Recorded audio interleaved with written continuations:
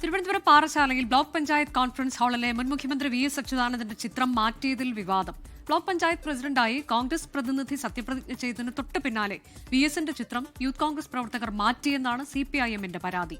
ചിത്രം മാറ്റിയതിനെക്കുറിച്ച് അറിയില്ലെന്നും വിഷയം പരിശോധിക്കാമെന്നും ബ്ലോക്ക് പഞ്ചായത്ത് പ്രസിഡന്റ് സുഷാകുമാരി പ്രതികരിച്ചു.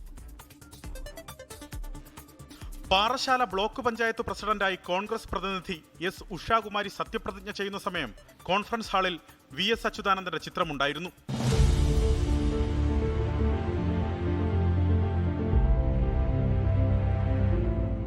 സത്യപ്രതിജ്ഞയ്ക്ക് തൊട്ടുപിന്നാലെ ചിത്രം ഇളക്കി മാറ്റി. വി.എസ്. അച്യുതാനന്ദൻ കോൺഫറൻസ് ഹാൾ എന്ന പേര് യൂത്ത് കോൺഗ്രസ് പ്രവർത്തകർ ചുരണ്ടിക്കളയുന്ന ദൃശ്യങ്ങളും പുറത്തുവന്നു.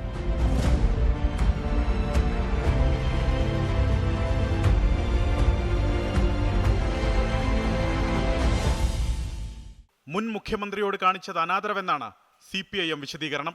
ചിത്രം മാറ്റിയതിൽ പ്രതിഷേധത്തിനും CPIM തയ്യാറെടുക്കുകയാണ്. എന്നാൽ ചിത്രം മാറ്റിയോ എന്നറിയില്ല എന്നും വിഷയം പരിശോധിക്കാമെന്നും ബ്ലോക്ക് പഞ്ചായത്ത് പ്രസിഡന്റ് എസ് ഉഷാകുമാരിയുടെ പ്രതികരണം.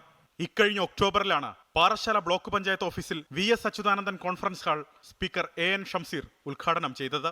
അലക്സ് റാം മുഹമ്മദ്, 24, തിരുവനന്തപുരം.